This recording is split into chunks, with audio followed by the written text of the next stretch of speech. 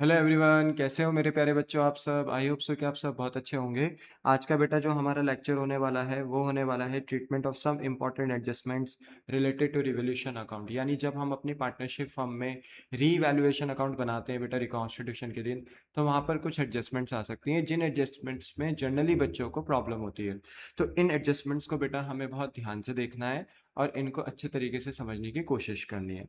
बेटा अगर मैं लेक्चर स्टार्ट करूँ तो देखो बेटा, रिवोल्यूशन बनाते टाइम, ठीक है, जो सबसे इम्पोर्टेंट एडजस्टमेंट्स हमारे सामने आती हैं उनमें से एक है bad debt and provision for doubtful date. बच्चों को बेटा इनमें प्रॉब्लम होती है, तो आई होप सो कि हम इस कंसेप्ट को अच्छे से समझें यहाँ पर, जिससे कि हमें बोर्ड एग्जाम्स में कोई प्रॉब्लम ना हो। तो जो पहली एडजस्टमेंट है बेटा रिवोल्यूशन अकाउंट को लेकर, जो थोड़ा सा बच्चों को प्रॉब्लम देती है, that is known as bad debt and provision for doubtful debt. बेटा बैड डेट का मतलब होता है, देखो आपने 11वीं क्लास में भी बैड डेट का मतलब पढ़ा था। जो हमारे बिजनेस के डेटर्स होते हैं बेटा, जिनसे हमें अभी अमाउंट रिसीव करना बाकी है, मतलब ऐसे कस्टमर्स जिनको बिजनेस ने उधार सामान बेचा है, उधार गुड्स, क्रेडिट पे गुड्स बेचा है और अभी इनसे हमें पैसा लेना बाकी है, ऐसे कस्टमर्स को हम डेटर्स कहते हैं। और जब डेटर्स पेमेंट करने से मना कर देते हैं ना, तो वो बैड डेट हो जाते हैं और ऐसे में बिजनेस का नुकसान होता है। ओके मेरे प्यारे बच्चों, so that is known as bad debt. और अगर हम प्रोविजन फॉर डाउटफुल डेट की बात करें, तो ऑब्वियस सी बात है बेटा, कभी कभी बिजनेस को अपने डेटर्स पे डाउट भी होता है कि फ्यूचर में कुछ डेटर्स, कुछ ऐसे कस्टमर्स निकल कर आ सकते हैं फ्यूचर में, जिनसे हमें पैसा लेना तो होगा, पर वो ड्यू डेट पर शायद बिजनेस को पैसा देने से मना कर दे। तो अगर बिजनेस को डाउट होता है कि उनके डेटर्स फ्यूचर में जाकर क्या बन सकते हैं, बैड डेट, तो ऐसे में बिजनेस फ्यूचर में होने वाले बैड डेट्स के लिए प्रोविजन बनाती है। क्या बनाती है? प्रोविजन बनाती है। ठीक है, देखो जब प्रोविजन बनता है तो बिजनेस का इनकम रिड्यूस हो जाता है और ऐसे में उस इनकम को ट्रांसफर कर दिया जाता है एक अकाउंट में जिसका नाम होता है प्रोविजन। इस प्रोविजन को यूज किया जाता है एक फ्यूचर पर्पस के लिए, जिस पर्पस के लिए इस प्रोविजन को बनाया गया है। प्रोविजन सिर्फ डाउटफुल डेट के लिए ही नहीं बेटा, और भी अदर पर्पसेस के लिए बनाया जा सकता है, जैसे provision for tax, provision for depreciation, provision for legal damage, provision for warranties. यानी अलग अलग पर्पस के लिए भी हम प्रोविजंस बना सकते हैं, पर मकसद एक ही है कि फ्यूचर में अगर कोई सर्टेन एक्सपेंस होता हुआ दिखाई दे रहा है, याद रखना, सर्टेन एक्सपेंस होता हुआ दिखाई दे रहा है जिसका हमें अमाउंट करेक्टली एस्टिमेटेड नहीं है, हमें उसका अमाउंट करेक्टली नहीं पता, पर हमें पता है कि उसका प्रोबेबिलिटी एक्सपेंस का फ्यूचर में प्रोबेबल है, यानी वो एक्सपेंस फ्यूचर में अराइज होने के चांसेस बहुत ज़्यादा है और उससे बिजनेस का जो डिसीजन मेकिंग है वो चेंज हो सकता है। तो ऐसे एक्सपेंस को ना बिजनेस पहले ही रिकॉर्ड करने की तैयारी करती है, प्रोएक्टिव होने की कोशिश करती है। तो बिजनेस ना प्रोविजन बना देती है ऐसे पर्पस के लिए। फिलहाल अभी हमारा जो कंसेप्ट है वो डाउटफुल डेट्स पे है बेटा। तो बिजनेस को अगर अपने डेटर्स पे डाउट होता है तो बिजनेस उनके लिए प्रोविजन बना देती है, पहले ही अपनी इनकम को रिड्यूस कर देती है और अपनी इनकम को ट्रांसफर कर देती है प्रोविजन में। और कल के दिन जब कभी बैड डेट अराइज होंगे बेटा फ्यूचर में, तो उन बैड डेट को इस प्रोविजन फॉर डाउटफुल डेट के साथ सेटल कर दिया जाएगा। यानी फ्यूचर में जब बैड डेट्स होंगे तो बिजनेस को चोट नहीं पहुंचेगी, बिजनेस को दुख नहीं होगा, क्योंकि बिजनेस ने ये दुख, ये चोट पहले ही झेल लिया बाय क्रिएटिंग प्रोविजन। बिजनेस ने अपनी इनकम को पहले ही रिड्यूस कर दिया और प्रोविजन मेंटेन कर दिया। तो ये प्रोविजन बिजनेस को अलाउ करेगा कि जब कल के दिन बैड डेट्स होंगे बेटा, तो उन बैड डेट्स को हम यहाँ से क्या कर सकते हैं, सेटल डाउन कर सकते हैं और फिर फ्यूचर में बिजनेस को बैड डेट की वजह से नुकसान नहीं होगा। बोलो बात समझ में आ गई? यस। तो डेटर पे डाउट होता है फ्यूचर में, ठीक है, तो डेटर पे डाउट होता है फ्यूचर में कि डेटर्स क्या हो सकते हैं, बैड डेट हो सकते हैं। क्या हो सकते हैं? Bad debt. तो उसी पर्पस के लिए क्या बनाया जाता है? प्रोविजन बनाया जाता है। अब अगर हम बात करें बेटा बैड डेट और प्रोविजन फॉर डाउटफुल डेट, तो दोनों का ना कहीं एक जो संबंध है, एक जो जुड़ाव है, वो किससे होता है? डेटर पे होता है। ठीक है, अगर बैड डेट होंगे तो डेटर से संबंधित होंगे और अगर हमें डाउट होगा तो अपने डेटर्स पे होगा। इसलिए कहीं ना कहीं बैड डेट और प्रोविजन फॉर डाउटफुल डेट का जो रिलेशन है, जो जुड़ाव है, वो किससे होता है? डेटर से होता है। ठीक है। अच्छा, डेटर्स बिजनेस के लिए क्या होते हैं? एसेट मैंने अभी भी बताया, ये ऐसे कस्टमर्स हैं जो हमारे बिजनेस से गुड्स उधार लेकर गए हैं, बट इन्होंने हमारे बिजनेस को अभी पेमेंट नहीं करी है, एक फ्यूचर डेट पे, एक स्पेसिफिक ड्यू डेट पे पेमेंट करेंगे। तब तक बिजनेस इन कस्टमर को अपना डेटर यानी एसेट मानती है और as per the rules of account all assets are debited. ठीक है, आपको पता है मैं बार बार इंसिस्ट करता हूँ बेटा कि जब भी आप अकाउंटिंग करो, लाइक एंट्रीज पास करो, अकाउंट बनाओ, वटेवर आप जब भी अकाउंटिंग कर रहे हो तो आपके रूल्स क्लियर होने चाहिए। रूल्स आपको याद होंगे, सारे एसेट्स के बैलेंस डेबिट होते हैं, सारे एक्सपेंस के बैलेंस डेबिट होते हैं, इनकम लायबिलिटी कैपिटल के बैलेंस क्रेडिट होते हैं। और अगर बोलते हैं ना कि इनके बैलेंसेस अगर किसी भी वजह से रिड्यूस हो जाए, ठीक है, रिड्यूस हो जाए, तो ऐसे में जिनका डेबिट बैलेंस है वो क्रेडिट हो जाते हैं और जिनके क्रेडिट बैलेंसेस हैं वो डेबिट हो जाते हैं। तो याद रखना मेरे प्यारे बच्चों कि ये रूल्स आपको क्लियर रहें। मैंने पास्ट में जो भी लेक्चर्स दिए हैं उनमें काफ़ी टाइम मैंने ये रूल्स आपके साथ डिस्कस करे हैं। आई होप सो कि आपको ये रूल्स याद हो चुके होंगे, अंडरस्टैंड हो चुके होंगे। ठीक है, अब आते हैं देखो आगे। देखो बेटा, मैं ना आपको यहाँ पर एक क्लैरिटी भी देना चाहता हूँ बैड डेट और प्रोविजन फॉर डाउटफुल डेट को लेकर। देखो बेटा, जब ना हम बैड डेट बोलते हैं ना हमारे बिजनेस में अराइज होते हैं, तो बेसिकली ना बैड डेट की वजह से बिजनेस को नुकसान होता है।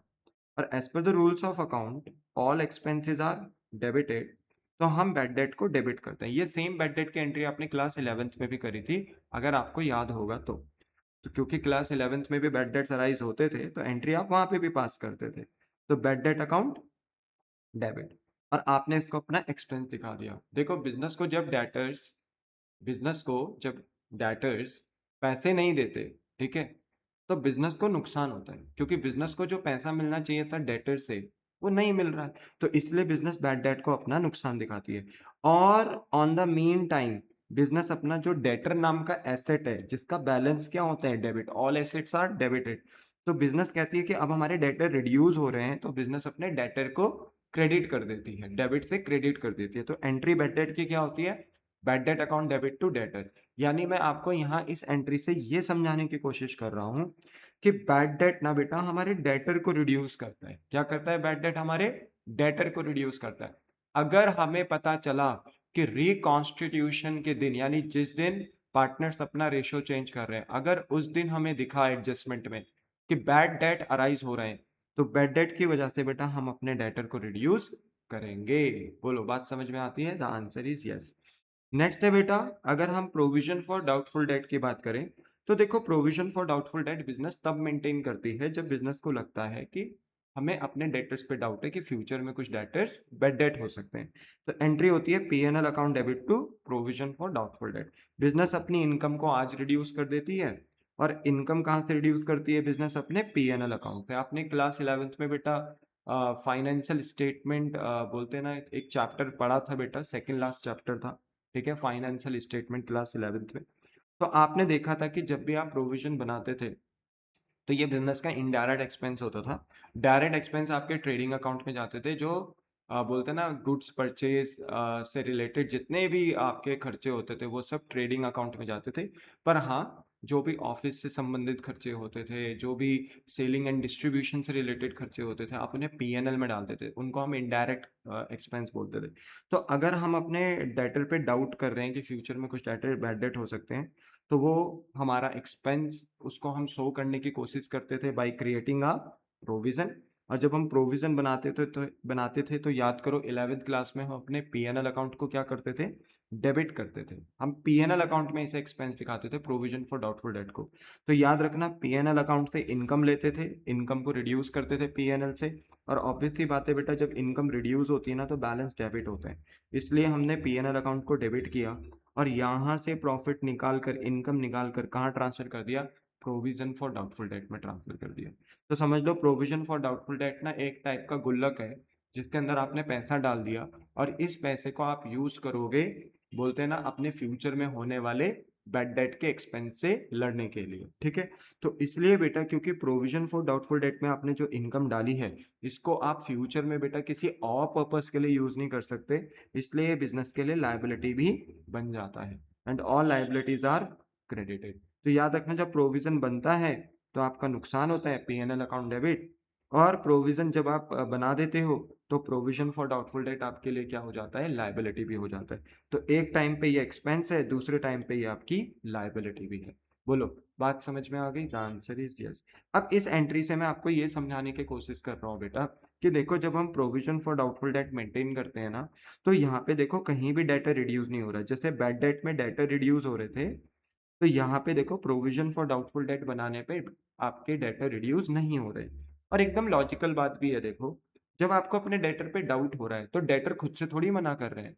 जो आप डेटर को रिड्यूस कर दोगे, डेटर को तब हम बेटा माइनस करते हैं जब डेटर बैड डेट होते हैं, जब मुंह पर आकर मना करते हैं कि हम आपके पैसे नहीं दे सकते। अब यहाँ पे डेटर हमें पैसे देने से मना थोड़ी कर रहे हैं। इसलिए मेरे प्यारे बच्चों, यहाँ पे बिजनेस का बस एक डाउट है, इसलिए यहाँ पे डेटर रिड्यूस नहीं होते हैं प्रोविजन बनाने से। बोलो, क्या आपको बात समझ में आ गई? The answer is yes. अब यहाँ पर मैंने बेटा आपको बैड डेट का meaning, provision for doubtful date का मीनिंग, बैड डेट की entries, provision for doubtful date की एंट्रीज समझाई, ये बताने के लिए कि बैड डेट की वजह से डेटर रिड्यूस होते हैं but provision for doubtful date की वजह से बैड डेट रिड्यूस नहीं होते हैं। बोलो, क्लियर है बात? यस। अब हम देखो यहाँ पर ना लाइन बारी से पहले अपने बैड डेट के कुछ केसेस करेंगे, बैड डेट के एडजस्टमेंट्स को समझने की कोशिश करेंगे, फिर हम अपने प्रोविजन फॉर डाउटफुल डेट की एडजस्टमेंट्स को समझने की कोशिश करेंगे, एंड आफ्टर दैट बेटा फिर हम हाइब्रिड लेकर चलेंगे, यानी ऐसे केस लेकर चलेंगे जिसमें बैड डेट और प्रोविजन फॉर डाउटफुल डेट दोनों दिखाई देंगे। तो देखो जैसे यहाँ पे केस 1 है, देखो ठीक है, सबसे पहले हम बैड डेट के ऊपर बात कर रहे हैं, बैड डेट के ऊपर बात कर रहे हैं, तो हमारे पास केस 1 है। देखो मान लो कि जब आप रिवोल्यूशन अकाउंट बना रहे होंगे तो हम एज्यूम करते हैं कि आप एक फुल फ्लैज क्वेश्चन कर रहे हो रिकॉन्स्टिट्यूशन के दिन, लाइक अपना revolution account, partners capital account, balance sheet वगैरह सब बना रहे हो। तो क्वेश्चन में ना आपको बैलेंस शीट दी हुई होगी, और क्वेश्चन में जो बैलेंस शीट दी होगी वो रिकॉन्स्टिट्यूशन से पहले जस्ट जो ओल्ड फर्म चल रही थी उसकी लास्ट, यानी जो लेटेस्ट बैलेंस शीट होगी वो गिवन होगी। तो यानी जो भी आपको क्वेश्चन में बैलेंस शीट गिवन हो उसे पुरानी फर्म की लास्ट मतलब डेट पर बैलेंस शीट जो अवेलेबल है वो मानना, यानी ये ओल्ड फर्म की बैलेंस शीट है। तो एक तरफ है लाइबिलिटीज, एक तरफ है एसेट। आपको पता है डेटर्स आपके एसेट्स होते हैं, तो डेटर्स आपको एसेट साइड पे दिखाई देंगे, और आपको ना यहाँ से बैड डेट लेस होता हुआ दिखाई दे रहा है। मतलब ओल्ड फर्म में कभी बैड डेट हुए होंगे तो वो बैड डेट आपने अपने डेटर से रिड्यूस कर दिया, और आपको तो पता ही है अभी भी हमने एंट्रीज में देखा था कि बैड डेट हमारे डेटर को रिड्यूस करता है। तो यहाँ पे मेरे बच्चे हमारे ना जो नेट डेटर्स हो गए वो 90,000 हो गए।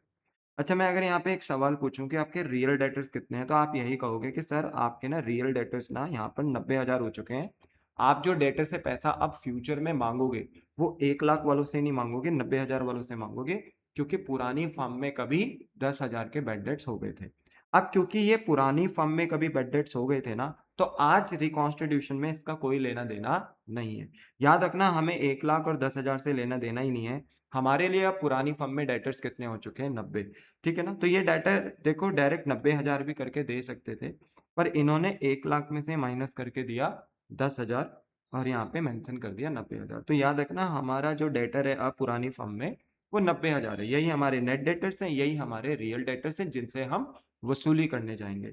अब हमने देखा कि रिकॉन्स्टिट्यूशन जिस दिन हो रहा है, जिस दिन पार्टनर रेशो चेंज कर रहे हैं, उस दिन हमने देखा कि कुछ एडजस्टमेंट्स हमें गिवन है। तो हमने देखा तो हमने पाया कि बैड डेट से रिलेटेड कोई एडजस्टमेंट्स गिवन नहीं है। ठीक है, यानी रिकॉन्स्टिट्यूशन के दिन जिस दिन रेशो चेंज हो रहा है उस दिन कोई बैड डेट्स नहीं हो रहे। तो अगर हमें रिवोल्यूशन अकाउंट में ट्रीटमेंट करना हो तो देखो इसका कोई भी ट्रीटमेंट रिवोल्यूशन अकाउंट में नहीं किया जाएगा, क्योंकि बैड डेट से रिलेटेड कोई एडजस्टमेंट है ही नहीं, कोई एडजस्टमेंट है ही नहीं। और अगर आप अंदर वाले बैड डेट्स देखते हो जो बैलेंस शीट के अंदर है, तो बेटा वो पुरानी ही फर्म में लेस हो चुके हैं। तो इसलिए पुराने वाले बैड डेट का हमें कुछ नहीं करना, जो हमें एडजस्टमेंट्स में बैड डेट दिए हैं हमें उनका ट्रीटमेंट करना है। तो उनके बारे में बेटा हमें यहाँ पर कोई एडजस्टमेंट्स नहीं दिए हैं, तो रिवोल्यूशन अकाउंट में इनका कोई ट्रीटमेंट नहीं होगा, क्योंकि एडजस्टमेंट में कोई बैड डेट है नहीं, और कोई बैड डेट है नहीं तो वो हमारे डेटर को रिड्यूस नहीं करेंगे, डेटर को रिड्यूस करेंगे ही नहीं। तो ऐसे में मेरे बच्चे यहाँ पर एसेट्स और लाइबिलिटीज में कोई चेंजेस नहीं होंगे, चेंजेस नहीं होंगे तो रिवोल्यूशन अकाउंट में भी कुछ शो नहीं होगा। ठीक है, याद रखें जो रिवोल्यूशन अकाउंट में इम्पैक्ट्स होते हैं, ध्यान रखना इस बात को। जब आप अपने क्वेश्चंस में नई बैलेंस शीट बनाओगे बेटा नई फर्म के लिए, तो याद रखना जितने भी इम्पैक्ट्स रीवैल्यूएशंस में होते हैं उनके सिमिलर इम्पैक्ट बेटा बैलेंस शीट में भी होते हैं। तो जब आप बैलेंस शीट बनाओगे बेटा नई, तो वहाँ पे लाइबिलिटीज और एसेट्स शो करोगे, और एसेट साइड अपने डेटर्स शो करोगे। बताओ डेटर्स कितने थे? रियल 90। यही डेटर्स उठ के आपकी नई बैलेंस शीट में चले जाएंगे। बस इतना ही आपको करना है और कुछ नहीं करना है। ये तो बहुत सिंपल हो गया बेटा। Okay, yes. फिर है हमारे पास केस टू, फिर हमारे पास है केस टू। केस टू में अगर आप देखें तो एक तरफ लाइबिलिटीज एसेट्स हैं पुरानी फर्म की बैलेंस शीट में, डेटर्स आपको दिए हैं 1 लाख, पर यहाँ पर अगर आप देखोगे तो केस वन की तरह बैड डेट आपको यहाँ पे लेस होते हुए नहीं दिखाई देंगे। और हाँ, जिस दिन रिकॉन्स्टिट्यूशन हो रहा है उस दिन एडजस्टमेंट में बता दिया कि बैड डेट्स हो रहे हैं कितने, 10,000 रुपीज के। मतलब ये बैड डेट बैलेंस शीट के अंदर नहीं है, बाहर है। तो इसका मतलब है कि ये पुरानी फर्म में बैड डेट अराइज नहीं हुए थे, ये आज रिकॉन्स्टिट्यूशन में अराइज हो रहे हैं। तो हमें ना इन बैड डेट्स का ट्रीटमेंट करना होगा, और ये बैड डेट्स ना हमारे डेटर्स को रिड्यूस करेंगे। डेटर हमारे एसेट है, और अगर ये बैड डेट हमारे एसेट को रिड्यूस करेंगे तो हमारे एसेट की वैल्यू गिरेगी, और एसेट की वैल्यू गिरने से बेटा बिजनेस को होगा नुकसान, जो कि दिखाया जाएगा रीवैल्यूएशन अकाउंट में। आपने बेटा लास्ट लेक्चर में रिवोल्यूशन अकाउंट का फॉर्मेट देखा था, आपको याद होगा डेबिट साइड एक्सपेंस की होती है, क्रेडिट साइड इनकम की होती है।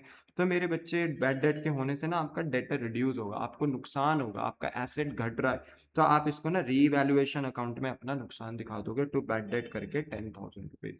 और जब आप अपनी आगे जाकर नई बैलेंस शीट बनाओगे फर्म की, तो उसमें आप एसेट साइड डेटर मेंशन करोगे, तो पुरानी फर्म से डेटर कितने उठ कर आएंगे, 1 लाख, ठीक है। पर आप इसमें ना बैड डेट माइनस कर दोगे कितना, 10,000, ठीक है। क्योंकि ये बैड डेट ना पुरानी फर्म में नहीं थे, ये बैड डेट आज रिकॉन्स्टिट्यूशन में है, इसलिए एडजस्टमेंट्स में गिवन है। दैट्स वाई मेरे बच्चों आपको ये बैड डेट डेटर से रिड्यूस करने होंगे, और बैड डेट डेटर को रिड्यूस करता है, हमने एंट्री में देखा था, बैड डेट की वजह से हमारे डेटर रिड्यूस होते हैं। तो 1 लाख में से 10,000 गया, तो बताओ हमारे नेट डेटर्स कितने बचे, 90,000। अब मैं तुमसे ये पूछूं कि चलो नेट तो 90 है, पर क्या रियल डेटर भी मेरे 90 हैं? तो आप कहोगे हाँ सर, आंसर बिल्कुल करेक्ट है, रियल डेटर्स भी आपके 90,000 है। अब आप जो वसूली करने जाओगे ना अपने डेटर से, वो 90,000 के डेटर से करने जाओगे, क्योंकि सर 10,000 के रिकॉन्स्टिट्यूशन के दिन क्या हो गए, बैड डेट्स हो गए, तो इतना पैसा तो आपको मिलेगा नहीं, तो अब आपको अपने डेटर से 90,000 का अमाउंट फ्यूचर में रिसीव होगा। तो यही आपके रियल डेटर्स हैं, इनसे ही आप वसूली करने जाओगे। बोलो बात समझ में आ गई, यस। तीसरा हमारे पास केस है कि बैलेंस शीट में डेटर दे दिया, 1 लाख रुपए के डेटर हैं, और बैड डेट आपको देखो एज यूजुअल अंदर दे दिया, जैसे केस वन में दे रखा था, जैसे केस वन में दे रखा था, सिमिलर, ठीक है। और आपके बाहर नेट डेटर्स कितने दे दिए, 90। अब ये बताओ पुरानी बैलेंस शीट में, ओल्ड बैलेंस शीट में अगर मैं पूछूं आपके रियल डेटर्स कितने हैं, तो आप यही बोलोगे 90, क्योंकि सर पुरानी फर्म में कभी बैड डेट हुए थे तो उसकी वजह से डेटर तो रिड्यूस हो गए होंगे। तो अब आपके रियल डेटर्स कितने हैं जिनसे आप वसूली करने जाओगे, 90। यानी मुझे 1 लाख से मतलब नहीं, मुझे 10,000 से मतलब नहीं, मुझे बस 90,000 के डेटर से मतलब है। इसके आगे कुछ हुआ है तो बताओ। तो एडजस्टमेंट में बोल दिया कि आपको फर्दर बैड डेट्स हो रहे हैं रिकॉन्स्टिट्यूशन में 12,000 के, और बैड डेट निकल कर आ गए। ये 10,000 तो पहले पुरानी फर्म में हुए थे, ठीक है, इनको हमने नुकसान भी पुरानी फर्म में दिखा दिया था, डेटर भी ये पहले ही लेस हो गए थे, ठीक है। हमारे डेटर तो अब कितने हैं, 90। पर रिकॉन्स्टिट्यूशन के दिन चेक किया तो एडजस्टमेंट में पता चला 12,000 के बैड डेट और हो गए। तो ये 12,000 के जो बैड डेट्स है ना बेटा, ये आपके 90,000 के डेटर्स को रिड्यूस करेंगे। तो ऐसे में मेरे बच्चे जब हम रीवैल्यूएशन अकाउंट में ट्रीटमेंट करने जाएंगे तो हम कहेंगे यस, हमारे डेटर रिड्यूस हो रहे हैं कितने से, 12,000 से, हमें नुकसान हो रहा है, कारण है बैड डेट। तो हम लिख देंगे टू बैड डेट, और 12,000 से रीवैल्यूएशन अकाउंट में एक्सपेंस दिखा देंगे डेबिट साइड। बोलो क्लियर है, यस। और जब हम नई बैलेंस शीट बनाएंगे ना बेटा, तो नई बैलेंस शीट में हम अपने डेटर मेंशन करेंगे। और पता है पुरानी बैलेंस शीट से डेटर कितने आएंगे नई बैलेंस शीट में, 90,000, क्योंकि पुरानी बैलेंस शीट में तो 90,000 के डेटर ही रियल डेटर्स थे। तो ये 90,000 के डेटर नई बैलेंस शीट में आएंगे। पर हाँ, रिकॉन्स्टिट्यूशन के दिन आपके पास और बैड डेट अराइज हो रहे हैं 12,000 के, तो ये बैड डेट फर्दर आपके डेटर को और रिड्यूस भी कर देंगे। तभी तो देखो आपने रिवोल्यूशन में इसे नुकसान भी दिखाया, ठीक है। और फिर आप अपने डेटर्स को 12,000 से और रिड्यूस कर दोगे, तो अब आपके रियल डेटर्स नई बैलेंस शीट में कितने बन जाएंगे, 78 बन जाएंगे। बोलो हाँ कि ना, ठीक है, यस। तो ये कंसेप्ट है कि जब बैड डेट सिर्फ अंदर होता है तो क्या करते हैं, बैड डेट अगर बाहर हो तो फिर क्या ट्रीटमेंट करते हैं, बैड डेट अगर अंदर और बाहर हो दोनों तरफ तो उसका क्या ट्रीटमेंट करते हैं, मैंने आपको समझा दिया, ठीक है। कोई दिक्कत है तो रिकैप करके दोबारा पढ़ सकते हो, बाकी बहुत ईजी है बेटा ये, ठीक है। इसके बाद आते हैं हम नेक्स्ट कंसेप्ट पे, प्रोविजन फॉर डाउटफुल डेट पे। देखो मेरे प्यारे बच्चों, केस वन में अगर हम देखें, ठीक है, तो बैलेंस शीट दे रखी है, लायबिलिटीज एंड एसेट्स, आपको डेटर्स दे रखे हैं 1 लाख रुपीज के, और बिजनेस को ऐसा लगता है कि फ्यूचर में ना 10,000 के डेटर्स बैड डेट हो सकते हैं। तो पुरानी फर्म में, जब हमारी पुरानी फर्म चल रही थी, तो हमने पहले से ही provision for doubtful debt maintain कर रखा था पहले से ही। तो नो डाउट जब ये प्रोविजन हमने बनाया होगा तो इसकी वजह से हमारी इनकम रिड्यूस हुई होगी। तो वो आज नहीं हो रही होगी, वो पहले ही कभी होगी होगी, क्योंकि ये हमें ओल्ड बैलेंस शीट में दिख रहा है। तो इसका मतलब ये प्रोविजन पुरानी फर्म में ऑलरेडी बन चुका है। इस प्रोविजन के बनाने से बिजनेस को जो भी नुकसान हुआ होगा, जो भी इनकम रिड्यूस हुई होगी, वो पुराना ही फर्म में हो चुकी होगी। हमें तो आज रिकॉन्स्टिट्यूशन के दिन काम करना है। तो रिकॉन्स्टिट्यूशन के हम देख पा रहे हैं पुरानी फर्म की बैलेंस शीट में 1 लाख के डेटर हैं। ऑलरेडी पुरानी फर्म में मेंटेन हो चुका था प्रोविजन फॉर डाउटफुल डेट, ठीक है, 10,000 रुपए। और देखा जाए तो provision for doubtful date liability होता है बेटा, तो आप इसको लाइबिलिटी साइड भी दिखा सकते हो, कोई गलत नहीं है। पर हमारा जो सीबीएसई बोर्ड है या जितने भी स्टेट बोर्ड हैं, वो क्या करते हैं कि प्रेजेंटेशन पर्पस के लिए प्रोविजन फॉर डाउटफुल डेट को डेटर्स से लेस करते हैं। आई नो बेटा कि प्रोविजन डेटर्स को रिड्यूस नहीं करता, और यहाँ पे भी नहीं कर रहा है, यहाँ पे सिर्फ प्रेजेंटेशन के लिए किया गया है। अब देखो बैलेंस शीट कोई अकाउंट तो है नहीं, बैलेंस शीट एक स्टेटमेंट होती है बेटा लाइबिलिटीज एंड एसेट्स की। तो यहाँ पर अगर मैं माइनस कर भी रहा हूँ तो इससे मेरे डेटर रिड्यूस नहीं हो रहे। तो याद रखना, अगर डेटर मेरे 1 लाख के हैं और मैं अगर यहाँ पे 10,000 प्रोविजन फॉर डाउटफुल डेट के नाम से लेस भी कर रहा हूँ डेटर में से, तो टेक्निकली ये मेरे डेटर को रिड्यूस नहीं कर रहे। ठीक है, अब देखो मैंने भले ही नेट डेटर्स बाहर कितने लिख दिए 90, पर आपको पता है मेरे रियल डेटर्स कितने हैं? मेरे रियल डेटर्स 1 लाख ही हैं। रीजन, क्योंकि ये जो 10,000 का प्रोविजन हमने मेंटेन कर रखा था पुरानी फर्म में, ये बस हमारा एक डाउट था। डेटर ने खुद से बेड डेट नहीं करा, डेटर ने खुद से मना नहीं किया। इसलिए मेरे प्यारे बच्चों यहाँ रियल डेटर 90,000 नहीं है, 1 लाख है। जबकि बेड डेट के सिनारियो में बेटा हमारे रियल डेटर 90,000 हो रहे थे, क्योंकि बेड डेट का मतलब ही होता है जब डेटर सामने से आके पैसा देने से मना करते हैं, तो वहां पे डेटर आपके on the spot he reduce हो जाते हैं। पर प्रोविजन फॉर डाउटफुल डेट में बेटा ऐसा नहीं होता है। ठीक है, तो यहाँ पे हमारे रियल डेटर्स कितने हैं बेटा? 1 लाख ही हैं, 90,000 नहीं। ठीक है, एडजस्टमेंट्स में अगर हम बात करें तो हमें प्रोविजन फॉर डाउटफुल डेट से रिलेटेड कोई फर्दर एडजस्टमेंट रिकॉन्स्टिट्यूशन के दिन नहीं दे रखी है। एंड नाउ आपको इसका ट्रीटमेंट करना है रिवोल्यूशन अकाउंट में और नई बैलेंस शीट में। तो देखो कुछ ट्रीटमेंट ही नहीं होगा, क्योंकि प्रोविजन फॉर डाउटफुल डेट जो बिजनेस के लिए लाइबिलिटी है, ठीक है, provision for doubtful debt business के लिए क्या होती है? लाइबिलिटी। तो इसमें कोई कमेंट ही पास नहीं कर रखा है कि ये प्रोविजन फॉर डाउटफुल डेट बढ़ रहा है, घट रहा है, क्या हो रहा है, कुछ कमेंट ही पास नहीं कर रखा है। तो ना हमारी लायबिलिटी प्रोविजन नाम की बढ़ रही है ना घट रही है। देखो बढ़ती तो नुकसान होता, और अगर प्रोविजन नाम की लायबिलिटी अगर कम होती, रिड्यूस होती किसी भी वजह से, तो हमें फायदा होता। तो देखो कुछ भी नहीं हो रहा है, कुछ भी एडजस्टमेंट में गिवन नहीं है प्रोविजन को लेकर बात, तो इसलिए यहाँ पे रिवोल्यूशन में कोई ट्रीटमेंट नहीं हो रहा है। और जब हम नई बैलेंस शीट बनाएंगे ना, तो जैसे हमने पुरानी बैलेंस शीट में अपने डेटर का एक्सप्लेनेशन दिया था, सेम वैसे ही यहाँ पर भी दे देंगे। बोलेंगे कि डेटर 1 लाख के थे और हमें डाउट है अपने डेटर पे कितना, 10,000 का, जो पुरानी फर्म से चलता हुआ आ रहा था। तो नई फर्म में भी हम एज इट इज इसे शो कर देंगे और अपने नेट डेटर्स बाहर 90,000 लिख देंगे। बट मेक श्योर कि आपको पता होना चाहिए कि हमारे रियल डेटर्स जिनसे हमें वसूली करनी है वो अभी भी 1 लाख ही हैं। बस ये बिजनेस का एक डाउट है जो पहले से पुरानी फर्म से चलता हुआ आ रहा है, इसमें कोई भी चेंज नहीं हुआ। इसलिए आपको रिवोल्यूशन अकाउंट में ना कोई फायदा हुआ ना कोई नुकसान हुआ प्रोविजन की वजह से, और आपने नई बैलेंस शीट में एज इट इज प्रेजेंटेशन दे दी। फिर इसके बाद बेटा केस 2 देखो। आपको डेटर साइड आपको एसेट साइड में बेटा डेटर्स दिए हैं 1 लाख रुपीज के पुरानी फर्म में, ठीक है, और आपको इस बारी अंदर कोई प्रोविजन फॉर डाउटफुल डेट नहीं दिया है। ठीक है, ऑलरेडी बिजनेस ने कोई प्रोविजन मेंटेन नहीं कर रखा था पुरानी फर्म में। जिस दिन रिकॉन्स्टिट्यूशन हुआ, जिस दिन पार्टनर्स रेशियो चेंज कर रहे हैं, उस दिन एडजस्टमेंट में दे दिया कि provision for doubtful debt maintain करना है 10% के रेट के साथ। तो आपको पता है कि पहले तो बिजनेस को कोई डाउट नहीं था अपने डेटर के ऊपर, तो इसलिए कोई प्रोविजन मेंटेन नहीं कर रहे।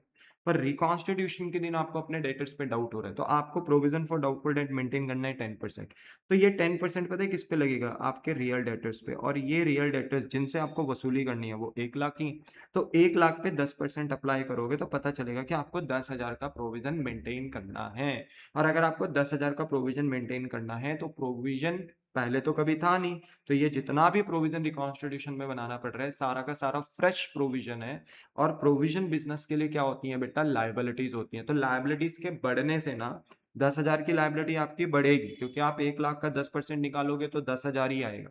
तो इससे आपका लाइबिलिटी बढ़ेगा, प्रोविजन के बनने से लाइबिलिटी बढ़ेगा।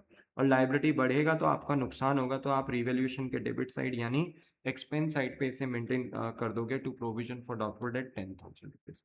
बोलो क्लियर है? यस। और जब आप नई बैलेंस शीट बनाओगे ना, तो एग्जामिनर को बताओगे कि पुरानी बैलेंस शीट में डेटर तो 1 लाख थे, तो आपने उठा के तो यहाँ पे पेस्ट कर दिया 1 लाख। पर आप प्रेजेंटेशन के लिए ना, ओनली फॉर प्रेजेंटेशन आप माइनस करके दे दोगे प्रोविजन फॉर डाउटफुल डेट 10,000 और नेट डेटर शो कर दोगे 90,000। बाकी कोई पूछे रियल डेटर्स कितने हैं, तो आप यही कहेंगे कि रियल डेटर अभी भी कितने हैं, हमारे 1 लाख ही हैं। हमें वसूली अभी भी कितने डेटर से करनी है, 1 लाख से। वो एक अलग बात है कि हमें 10,000 के डेटर्स पे डाउट है, पर यस वसूली करने तो हम 1 लाख के डेटर्स के पास ही जाएंगे। बोलो हाँ कि ना, क्लियर है? That is the point. फिर आते हैं केस थर्ड पे। देखो केस थर्ड कैसे दिखता है। बैलेंस शीट दे रखी पुरानी फर्म की, लाइबिलिटीज और एसेट्स दे रखे हैं, डेटर्स दे दिए 1 लाख रुपीज, ठीक है। और यहाँ पे लेस करता हुआ दिखा दिया आपको provision for doubtful debt 10,000 rupees के साथ। और आपके नेट डेटर्स कितने दे दिए बेटा, बाहर 90,000 दे दिए। अब इसका मतलब क्या है बेटा, देखो इसका मतलब यही हुआ कि जो हमारी रिकॉन्स्टिट्यूशन से पहले फर्म चलती हुई आ रही थी, यानी ओल्ड फर्म हम कह देते हैं, उसमें बोलते हैं ना कि पार्टनरशिप फर्म ने पहले से ही प्रोविजन बना रखा था for a doubtful debt. Partnership firm को पहले से ही ये लगता था कि कुछ डेटर्स फ्यूचर में बैड डेट हो सकते हैं, तो 10,000 का प्रोविजन बना रखा था, ऑलरेडी बना रखा था, ठीक है। तो यहाँ पर मेरे बच्चे आपको फिर आगे नेट डेटर्स करके दे दिए 90। अब अगर मैं यहाँ पे पूछूं बेटा सेम कि यहाँ पे रियल डेटर्स कितने हैं, तो आंसर होगा सर कि रियल डेटर्स अभी भी 1 लाख ही हैं। क्योंकि अगर पुरानी फर्म ने 10,000 का प्रोविजन बना भी रखा था तो वो एक प्रोविजन फॉर डाउटफुल डेट है, आपको बस एक डाउट हो रहा है, ठीक है। डेटर ने थोड़ी मना किया, तो अभी भी डेटर 1 लाख के ही एग्जिस्ट करते हैं।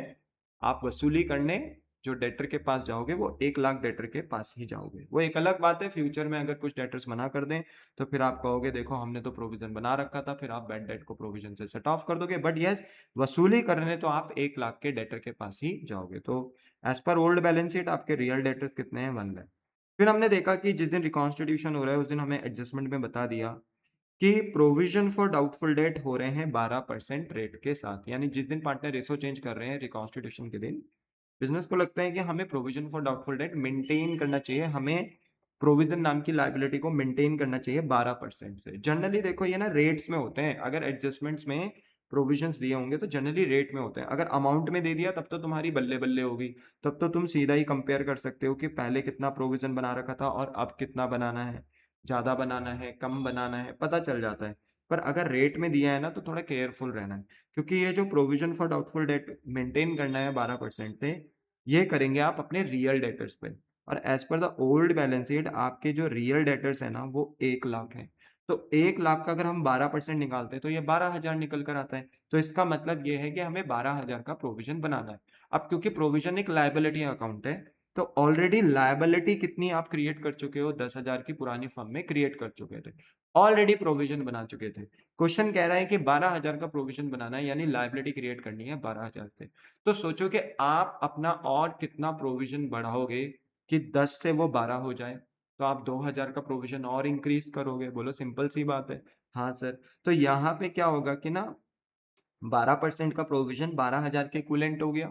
आपने 10,000 का प्रोविजन ऑलरेडी बना रखा है, तो 10 से अगर 12,000 पे जाना है, ठीक है, तो ऐसे में आपको 2,000 का प्रोविजन और बढ़ाना पड़ेगा, जिससे कि आपका यहाँ पर बोलते हैं ना कि नुकसान होगा, क्योंकि लाइबिलिटी बढ़ रही है आपके, 10 से 12 हो रहा है प्रोविजन। तो लाइबिलिटी बढ़ने से बेटा रीवैल्यूएशन अकाउंट में आप अपना एक्सपेंस दिखाओगे तो provision for doubtful date 2,000 rupees से। और जब आप अपनी नई बैलेंस शीट बनाओगे ना तो वहां पर एसेट साइड डेटर मेंशन करोगे, कहोगे as per old balance sheet हमारा जो रियल डेटर्स था वो था 1 लाख, रियल डेटर्स आएंगे 1 लाख। और जो लेस करोगे ना प्रेजेंटेशन के लिए प्रोविजन फॉर डाउटफुल डेट, वो 10,000 नहीं करोगे, 10,000 तो पुरानी बैलेंस शीट में था, पर 2,000 का प्रोविजन आपको और बढ़ाना पड़ा 12,000 तक के प्रोविजन पे जाने के लिए। तो इसलिए बेटा 10 में 2 और जोड़ोगे तो प्रोविजन फॉर डाउटफुल डेट आपका टोटल 12,000 बनकर आएगा, और 12,000 ही उसने बनाने के लिए भी बोला था। तो यहाँ पे जब आप 1 लाख से 12,000 प्रोविजन फॉर डाउटफुल डेट नई बैलेंस शीट में माइनस करोगे तो नेट डेटर्स आपके आ जाएंगे 88। पर अगर मैं आपसे पूछूं कि आपके रियल डेटर्स कितने बताओ नई बैलेंस शीट में आप, तो अभी भी आपका आंसर यही होगा कि सर रियल अभी भी 1 लाख ही है, क्योंकि प्रोविजन फॉर डाउटफुल डेट हमारा बस एक डाउट है, अभी डेटर ने खुद से मना नहीं किया। बोलो हाँ कि ना? The answer is yes. तो देखो यहाँ पर आकर ना आपके ये प्रोविजन फॉर डाउटफुल डेट के ट्रीटमेंट्स भी कवर होते हैं। अब आता है नेक्स्ट एक ऐसा पॉइंट जहां पर बैड डेट और प्रोविजन फॉर डाउटफुल डेट आपको दोनों एक साथ बोलते ना अपने क्वेश्चन में आते हुए मिल सकते हैं, दिख सकते हैं।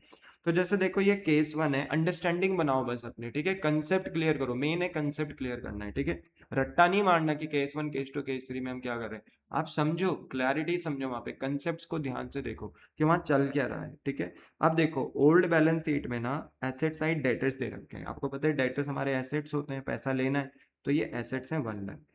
लेस कराया आपने provision for doubtful debt 10,000 rupees से, ठीक है, और आपको बाहर अपने नेट डेटर्स देख रहे हैं 90,000। फिर से घिसा पिटा सवाल मैं वही पूछ रहा हूँ, बताओ as per old balance sheet आपके रियल डेटर्स कितने हैं? तो आप कहोगे सर रियल डेटर्स तो 1 लाख ही हैं, क्योंकि ओल्ड फर्म ने जो प्रोविजन बना रखा था फॉर अ डाउटफुल डेट वो डाउट हो रहा था डेटर पे, इसलिए बना रखा था। डेटर ने अभी खुद से मना नहीं किया है, तो वसूली करने अगर हम जाएंगे डेटर के पास तो 1 लाख के पास ही जाएंगे, ठीक है, या तो रियल डेटर 1 लाख ही है। पर जब हमने एडजस्टमेंट देखा तो हमें पता चला कि हमारे बैड डेट्स कितने हो गए, 8,000 रुपये से हो गए, ठीक है, बैड डेट्स कितने हो गए, 8,000 रुपये से हो गए। अब देखो बैड डेट्स ना जो एडजस्टमेंट्स में दिए हैं रिकॉन्स्टिट्यूशन के दिन दिए हैं, जिस दिन रेशियो चेंज हो रहा है, ये बैड डेट ना नो डाउट हमारे डेटर को रिड्यूस करेंगे, क्योंकि रिकॉन्स्टिट्यूशन के दिन जो बैड डेट्स हो रहे हैं वो बैड डेट्स हमारे डेटर को जरूर रिड्यूस करेंगे। पर बेटा इससे ना हमें नुकसान नहीं होगा इन बैड डेट्स की वजह से। क्यों नहीं होगा नुकसान? क्योंकि हमने पहले से ही ओल्ड फर्म ने पहले से ही क्या मेंटेन कर रखा था, provision for doubtful debt maintain कर रखा था। तो आपको जो 8,000 रुपए का नुकसान हो रहा है ना बैड डेट की वजह से, देखो इससे डेटर रिड्यूस होंगे नो डाउट, पर इससे नुकसान भी तो होगा। पर ये नुकसान किससे सेट हो जाएगा? प्रोविजन फॉर डाउटफुल डेट से सेटअप हो जाएगा। ये बनाया ही तो इसलिए था क्योंकि हमें लग रहा था कि फ्यूचर में कुछ डेटर बैड डेट हो सकते हैं। देखो आज रिकॉन्स्टिट्यूशन के दिन बैड डेट्स हो गए, तो इन बैड डेट्स को ना सेटल कर दिया जाएगा प्रोविजन से। और सोचो देखो प्रोविजन 10,000 का था, बैड डेट 8,000 के थे, तो अगर ये 8,000 प्रोविजन से सेट ऑफ भी हो जाएंगे तो भी मेरे प्रोविजन में 2,000 रुपए बच जाएंगे। अब इन 2,000 के प्रोविजन का क्या करना है, क्वेश्चन ने आगे कोई गाइडेंस नहीं दी, एडजस्टमेंट में कुछ नहीं बोला गया, तो हम मान लेंगे कि बचा हुआ जो प्रोविजन फॉर डाउटफुल डेट है अब हमें उसकी कोई नीड नहीं है। तो बचा हुआ जो प्रोविजन है 2,000 रुपए का, ठीक है, जो कि लाइबिलिटी था हमारे लिए पहले, उस लाइबिलिटी को हम अब खत्म कर देंगे। जो 2,000 का प्रोविजन बच रहा है बैड डेट सेट ऑफ करने के बाद, उस बचे हुए प्रोविजन को, उस बची हुई लाइबिलिटी को हम खत्म कर देंगे। हम कहेंगे इस 2,000 की भी अब हमें कोई जरूरत नहीं है। और क्योंकि हमारे 2,000 के प्रोविजन, 2,000 के लाइबिलिटीज बोलते हैं ना कि यहाँ पर हम इसको खत्म कर रहे हैं, राइट ऑफ कर रहे हैं, तो ऐसे में मेरे बच्चे 2,000 का जो प्रोविजन है, ठीक है, 10,000 में से जो 2,000 का जो प्रोविजन है वो हमारे बिजनेस के लिए फायदा बन जाएगा, क्योंकि इससे हमारी बिजनेस की लायबिलिटी कम हो रही है। देखो 8,000, मैं फिर से बोल रहा हूँ, बैड डेट जो 8,000 के हैं वो प्रोविजन फॉर डाउटफुल डेट से कैंसिल हो जाएंगे, कैंसिल हो जाएंगे, फिर भी मेरे प्रोविजन में 2,000 बचेंगे। अब इसके बारे में कुछ बताया नहीं कि करना क्या, तो हम ये मान लेंगे कि जितना भी रेस्ट प्रोविजन है अब हमें इसकी कोई भी जरूरत नहीं है। तो सोचो इस प्रोविजन को हम खत्म कर देंगे। अब प्रोविजन होता है एक लायबिलिटी अकाउंट, तो लायबिलिटी अकाउंट जब हम खत्म करेंगे ना, तो ऐसे में मेरे प्यारे बच्चों हमें ना क्या हो जाएगा, यहाँ पे फायदा हो जाएगा। क्या हो जाएगा? फायदा हो जाएगा। तो इसलिए हम इसे ना रिवैल्यूएशन अकाउंट में ना अपना इनकम दिखा देंगे, अपना फायदे दिखा देंगे ऑन द क्रेडिट साइड। बोलो क्या आपको बात समझ में आ गई? यस। तो that is known as by provision for doubtful debt, और आप रिवोल्यूशन अकाउंट में इसे फायदा दिखाओगे 2,000 रुपए से। बाकी बेटा जब आप नई बैलेंस शीट बनाओगे तो नई बैलेंस शीट में आप बोलोगे कि हमारे पुरानी बैलेंस शीट के अकॉर्डिंग जो रियल डेटर्स थे वो 1 लाख थे। कितने थे? 1 लाख थे। तो आप नई बैलेंस शीट में भी डेटर्स कितने दिखाओगे? 1 लाख। पर इसमें से बेटा जो बैड डेट्स अराइज हुए एडजस्टमेंट्स में, जिन्होंने मुंह पर आकर बिजनेस को बोल दिया कि हम आपके पैसे नहीं देंगे, वो 8,000 के बैड डेट आप यहां से माइनस कर दोगे। तो 1 लाख में से अगर 8,000 जाएगा ना, तो अब आपके डेटर कितने बच जाएंगे? 92,000 बच जाएंगे। और अगर मैं आपसे पूछूं कि आपके रियल डेटर्स कितने हैं, तो आपका आंसर होगा सर अब तो हमारे रियल डेटर्स कितने हो गए 92, क्योंकि हमने 8000 के डेटर हमने यहाँ पे बोलते हैं ना माइनस कर दिया एज अ बैड डेट। ठीक है, याद रखना बैड डेट डेटर से तो जरूर रिड्यूस हुए नई बैलेंस शीट में, पर रीवैल्यूएशन अकाउंट में इन्हें नुकसान नहीं दिखाया गया, क्योंकि बैड डेट का नुकसान किसने झेला, पुरानी फर्म में जो प्रोविजन हमने बना रखा था उसने झेला। बोलो हाँ कि ना। और जो रेस्ट 2000 का प्रोविजन बचा, अब हमें उसकी कोई नीड नहीं है, तो हमने अपनी प्रोविजन नाम की लाइबिलिटी को 2000 रुपए से कम कर दिया, जिससे हमें फायदा हो गया। देखा जाए तो सारा का सारा प्रोविजन खत्म हो चुका है। 8000 का प्रोविजन बैड डेट से खत्म हो गया, 2000 के प्रोविजन को आपने रिवोल्यूशन अकाउंट में इनकम दिखा दिया, क्योंकि आपकी अब लाइबिलिटी खत्म हो रही है, 2000 के प्रोविजन की कोई नीड नहीं है। इसलिए मेरे बच्चे याद रखना, कई बच्चे कह सकते हैं कि सर नई बैलेंस शीट में प्रोविजन कहाँ गया, प्रोविजन क्यों नहीं दिखा रहे, तो याद रखना 10 में से 8000 का प्रोविजन बेड डेट को खत्म करने के लिए चला गया, और 2000 का जो प्रोविजन था वो हमने राइट ऑफ कर दिया। हमने कहा अब हमें उस प्रोविजन की नीड नहीं है, लाइबिलिटी की नीड नहीं है, तो जब लाइबिलिटी खत्म हुई तो हमें फायदा हो गया। मतलब नई बैलेंस शीट में अब हमें कोई भी प्रोविजन अलग से माइनस होता हुआ दिखाई नहीं देगा। बोलो हाँ कि ना, क्लियर है? यस। ऐसे ही मेरे बच्चे हमारे पास यहाँ पर केस 2 है, इसको भी देखें। देखो एसेट साइड आपके पास डेटर है 1 लाख रुपीज के, बेड डेट आपको मेरे बच्चे यहाँ पर कितने के दिखाई दे रहे हैं, 10,000 के दिखाई दे रहे हैं ओल्ड बैलेंस शीट में। ठीक है, अब बताओ रियल डेटर्स कितने हैं यहाँ पे, 90,000, क्योंकि पुरानी बैलेंस शीट में बेड डेट्स हो गए, तो ये आपके डेटर को रिड्यूस कर देंगे। तो ऐसे में मेरे प्यारे बच्चों, यहाँ पे जो आपके रियल डेटर्स हैं वो कितने हैं, 90,000 है। कितने हैं, 90,000। ओके, अब क्वेश्चन ने कहा एडजस्टमेंट में यानी रिकॉन्स्टिट्यूशन के दिन कि आपको provision for doubtful debt maintain करना है 10%। तो ठीक है, पहले हमने कोई प्रोविजन मेंटेन नहीं करा, हमें पहले कोई डाउट नहीं होता था। ठीक है, आज रिकॉन्स्टिट्यूशन के दिन डाउट हो रहा है, provision for doubtful debt maintain करना है 10% से। पर ये 10% किस पे बनेगा, रियल डेटर्स पे बनेगा, और as per old balance sheet हमारे रियल डेटर 90,000 है। कितने हैं, 90,000। ठीक है, तो 90,000 का अगर आप 10% निकालते हो ना, अगर आप 90,000 का 10% निकालते हो, तो मेरे बच्चे ये कितना निकल कर आता है, 9,000 रुपये निकल कर आता है। कितना निकल कर आता है, 9,000 रुपये निकल कर आता है। इसका मतलब है कि बिजनेस को ना फ्रेश प्रोविजन बनाना है, क्योंकि पहले तो था नहीं कोई प्रोविजन, आज रिकॉन्स्टिट्यूशन के दिन बनाना हो रहा है, तो फ्रेश प्रोविजन बनाएंगे तो बिजनेस के लिए लायबिलिटी यहाँ पे बढ़ेगी, क्योंकि प्रोविजन लायबिलिटी होती है। तो यहाँ पर आपका ना 9,000 से लायबिलिटी बढ़ रहा है बेटा, तो लायबिलिटी के बढ़ने से आपको नुकसान होगा, और इस नुकसान को हम रीवैल्यूएशन अकाउंट में दिखाएंगे to provision for doubtful debt 9,000 rupees के साथ। बोलो हाँ कि ना। यस। और जब हम नई बैलेंस शीट बनाएंगे ना, तो हम एसेट साइड में बैलेंस शीट के डेटर लेकर जाएंगे पहले। तो as per old balance sheet हमारे रियल डेटर्स कितने थे, 90,000। तो देखो 90,000 के डेटर उतर कर आ गए, और इसमें से हम लेस कर देंगे प्रोविजन फॉर डाउटफुल डेट को, जितने डेटर्स में हमें डाउट हो रहा है। तो बताइए कितने डेटर्स पे हमें डाउट हो रहा है, 10% के डेटर्स पे हमें डाउट हो रहा है। प्रोविजन हमें 10% का बनाना था, जो कि 9,000 था। सारा का सारा फ्रेश प्रोविजन बनाया, तो प्रोविजन लायबिलिटी है, तो रिवोल्यूशन अकाउंट में एक्सपेंस दिखाया, लायबिलिटी बढ़ रही है। और एसेट साइड इसी प्रोविजन फॉर डाउटफुल डेट को जो हम फ्रेशली प्रिपेयर कर रहे हैं, इसको हमने अपने डेटर से लेस भी कर दिया। तो 90 में से जब 9,000 जाएगा तो कितना बचेगा, 81,000। तो ये आपके नेट डेटर्स आ गए।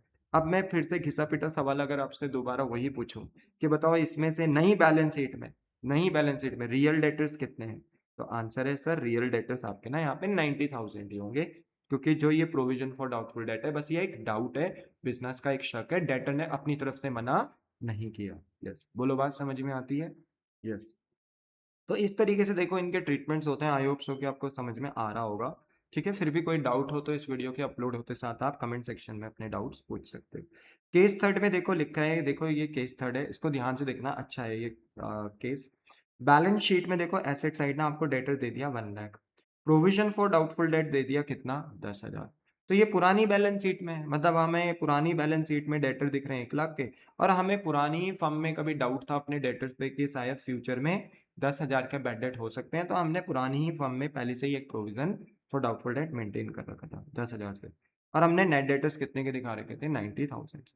अब अगर मैं आपसे पूछूं कि आपके रियल डेटर्स कितने हैं ओल्ड बैलेंस शीट में, तो आप कहोगे सर रियल डेटर्स तो 1 लाख ही है, जिनसे आप वसूली करने जाओगे। एक अलग बात है कि आपको पुरानी फर्म में डाउट हो रहा था अपने डेटर्स पे 10,000 रुपीज से, तो आपने उन्हें प्रेजेंटेशन के लिए डेटर से लेस कर दिया और नेट डेटर्स कितने दिखा दिए 90, बट सर रियल डेटर्स आपके कितने हैं 1 लाख ही हैं। मैंने कहा ठीक है बेटा बढ़िया। ठीक है, अब एडजस्टमेंट में कहा कि बैड डेट्स कितने हो गए 8000। तो बताओ ये 8000 का जितना भी बैड डेट है ये किससे सेट ऑफ हो जाएगा, प्रोविजन से, क्योंकि हमने प्रोविजन बना ही इसलिए रखा था पुरानी फॉर्म में कि हमें लगता था कि फ्यूचर में क्या होंगे बैड डेट, और देखो आज रिकॉन्स्टिट्यूशन में बैड डेट हो गए 8000 से। तो इन बैड डेट के आने से ना हमें नुकसान नहीं होगा। देखो ये बैड डेट जो रिकॉन्स्टिट्यूशन में दिया है ना, ये डेटर को जरूर रिड्यूस करेंगे, डेटर को रिड्यूस करेंगे, क्योंकि बैड डेट डेटर को रिड्यूस करता है। तो ये करेंगे जरूर, डेटर इससे एसेट हमारा जरूर रिड्यूस होगा, पर हमें नुकसान नहीं होगा, क्योंकि ये नुकसान किससे सेट ऑफ हो जाएगा मेरे बच्चे, प्रोविजन से सेट ऑफ हो जाएगा। और सोचो 8000 का 8000 का बैड डेट अगर प्रोविजन से सेट ऑफ हो गया तो भी मेरे प्रोविजन में कितने रुपए बच जाएंगे, 2000 रुपए मेरे प्रोविजन में बच जाएंगे। पर देखो आगे लिखा है कि हमें ना provision for doubtful debt maintain करना है 10% से, 10% से मेंटेन करना है। देखो ये ना केस थर्ड ना मिलता जुलता बिल्कुल केस वन से ही है। देखो यहाँ पे भी पूरी इंफॉर्मेशन यही है, बस अंतर केस वन और केस थ्री में ये है कि केस वन में बैड डेट के बाद कोई बचे हुए प्रोविजन 2000 के बारे में और कुछ डेटा नहीं बोला गया था। तो हमने कहा कि जो बचा हुआ 2000 का प्रोविजन है वो किसी काम का नहीं है, तो हमने उस लाइबिलिटी को खत्म किया, रिड्यूस किया, उससे हमें फायदा हुआ, तो ये हमने रिवोल्यूशन अकाउंट में क्रेडिट साइड दिखाया। पर यहाँ केस थर्ड में बेटा लिखा हुआ है कि प्रोविजन फॉर डाउटफुल डेट हमें मेंटेन करना है। मतलब ये जो बचा हुआ 2000 का प्रोविजन है ना बैड डेट सेट ऑफ करने के बाद, जो प्रोविजन बच रहा है 2000 का, इसको आपको खत्म नहीं करना है, इसको अभी भी मेंटेन करना है, और वो भी कितने परसेंट पे मेंटेन करना है, 10% पे। अब बात यह है कि ये 10% होता कितना है, तो देखो आपके रियल डेटर्स कितने थे 1 लाख, आपके कंफर्म बैड डेट्स कितने हो गए 8000, तो आप 1 लाख में से 8000 माइनस कर दो। आप ये देखो कि अब आपके फर्म में कितने रियल डेटर्स हैं। पहले तो पुरानी फर्म में 1 लाख थे, बट रिकॉन्स्टिट्यूशन के दिन चेक करो कि कितने रियल डेटर इस बात पे डिपेंड करते हैं कि डेटर में से बैड डेट माइनस कर दो तो आपको पता चल जाता है रियल डेटर्स कितने हैं। तो देखो डेटर्स हैं 1 लाख, क्या बैड डेट्स हुए, हाँ रिकॉन्स्टिट्यूशन के दिन बैड डेट्स हो रहे हैं, माइनस कर दो। तो अब आपके रिकॉन्स्टिट्यूशन के दिन जो रियल डेटर्स है ना वो 92,000 है। कितने हैं 92,000 है। ठीक है, जिनसे आपको लगता है पैसा मिल सकता है। ठीक है, अब इन 92,000 के ऊपर आप अब अपना provision for doubtful debt maintain करोगे 10%। याद रखना मेरे रियल डेटर 1 लाख थे as per old balance sheet, पर क्योंकि रिकॉन्स्टिट्यूशन में बैड डेट भी हो गए 8000 से, डेटर सीधा मुंह पर आकर बोल रहे हैं कि हम आपको पैसा नहीं दे सकते, बैड डेट हो गए, तो अब मेरे रियल डेटर 1 लाख नहीं माने जाएंगे, अब ये 1 लाख से घट के कितने हो जाएंगे 92,000 हो जाएंगे, यानी 92,000 हो जाएंगे। और क्वेश्चन कह रहे हैं कि provision for doubtful date 10% maintain करना है, तो हम ये रियल डेटर्स पे करते हैं। तो 92,000 का अगर हम 10% निकालते हैं तो ये 9,200 का प्रोविजन बनकर आता है। पर क्योंकि हमने ऑलरेडी हमारे पास 2000 का प्रोविजन बचा पड़ा हुआ है, तो हमें सिर्फ और सिर्फ कितना प्रोविजन और बनाना है कि हम 9,200 पे पहुंच जाए, हमें 7,200 का प्रोविजन और बनाना है। ये है यहाँ पे बात, बस हमें 7,200 का प्रोविजन और बनाना है। इससे हमारे बिजनेस की लायबिलिटी और बढ़ेगी, इससे हमारा नुकसान होगा, इसे हम रिवैल्यूएशन अकाउंट में अपना एक्सपेंस भी दिखा देंगे। क्या दिखा देंगे, एक्सपेंस दिखा देंगे। तो to provision for doubtful debt 7,200 से एक्सपेंस दिखा दिया जाएगा रीवैल्यूएशन अकाउंट में। देखो 9,200 का प्रोविजन बनाना था टोटल, 92,000 के ऊपर 10% का प्रोविजन मेंटेन करना था, यानी 9,200 का प्रोविजन मेंटेन करना था। पर हमारे पास ऑलरेडी बेटा पुराना जो प्रोविजन पड़ा है वो 2000 पड़ा है। वैसे तो वो 10,000 था, पर बेड डेट से क्योंकि वो सेट ऑफ हो गया तो 2000 का प्रोविजन हमारे पास यहाँ पे बचा हुआ है। तो इसलिए हमें 7,200 का प्रोविजन और बनाना है, जिससे कि हम अपने 2000 के प्रोविजन को कहाँ लेकर जा सके, 9,200 के प्रोविजन पे लेकर जा सके। तो इससे हमारी लायबिलिटी कितने से बढ़ रही है बेटा, 7,200 से बढ़ रही है। तो हमने रिवोल्यूशन अकाउंट में बेटा अपना नुकसान दिखाया, बताया कि हमारी लायबिलिटी बढ़ रही है प्रोविजन नाम की 7,200 से, और हमने इसको रिवोल्यूशन अकाउंट में अपना एक्सपेंस दिखा दिया। और बेटा जब हम नई बैलेंस शीट बनाएंगे ना, तो हम ये बोलेंगे कि हमारे डेटर पुरानी बैलेंस शीट के अकॉर्डिंग कितने थे, रियल 1 लाख। ठीक है, पर इसमें से हम अपने बेड डेट माइनस कर देंगे जो रिकॉन्स्टिट्यूशन में हो रहे थे, कितने 8,000। ठीक है, 8,000, तो हमारे रियल डेटर्स देखो कितने बन गए 92। यही बात मैं कह रहा था, हमारे रियल डेटर्स 92, और इस पे हमने 10% का प्रोविजन मेंटेन किया था।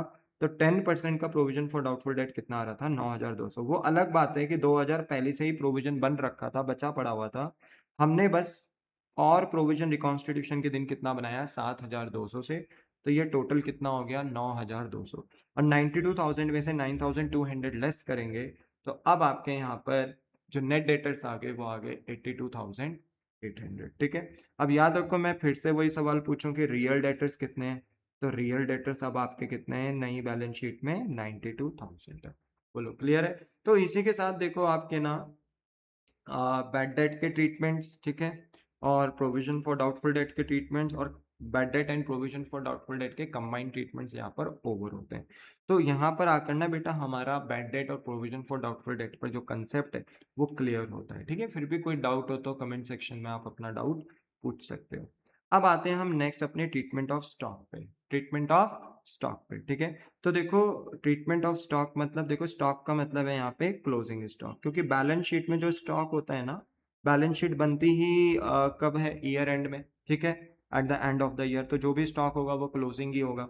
ठीक है, तो ऐसा हो सकता है कि कभी कभी ना बेटा रिकॉन्स्टिट्यूशन के दिन आपको पता चले कि गलती से आपने अपना स्टॉक ओवर वैल्यूड कर दिया, गलती से आपने अपना स्टॉक अंडर वैल्यूड कर दिया, आपने स्टॉक बोलते हैं ना गलती से ज़्यादा दिखा दिया, गलती से कम दिखा दिया। तो अगर आपने ज़्यादा दिखा दिया तो आपको स्टॉक अपना कम करना पड़ेगा, एसेट कम करना पड़ेगा, उससे आपको नुकसान होगा। ऑब्वियस सी बात है, आपने ज़्यादा दिखाया है स्टॉक तो कम तो करना पड़ेगा, और स्टॉक यानी एसेट की वैल्यू कम होगी तो आपको नुकसान होगा, और इस नुकसान को आपको रीवैल्यूएशन अकाउंट में दिखाना पड़ेगा, क्योंकि एसेट की वैल्यू चेंज होने से आपको नुकसान हो रहा है।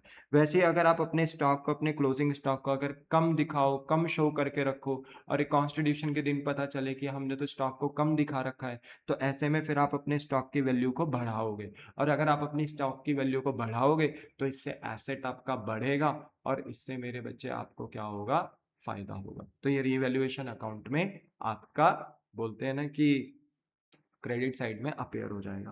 देखो मेरे बच्चे, जो भी बिजनेस के क्लोजिंग स्टॉक्स होते हैं ना, एक्चुअली में ये वो अनसोल्ड गुड्स हैं जो बिजनेस ना बेच नहीं पाई, और जो अनसोल्ड गुड्स हैं वो वेयर हाउस में रखे हुए हैं, ये बिके नहीं ड्यूरिंग द ईयर। ठीक है, तो इसलिए ना इसको बिजनेस की सेल्फ इन्वेस्टमेंट मान लिया जाता है। ऐसा माना जाता है कि बिजनेस ने इस पे अपना पैसा क्या कर रखा है, खर्च कर रखा है, इन्वेस्ट कर रखा है, तो एक तरीके से ये बिजनेस के लिए एसेट है।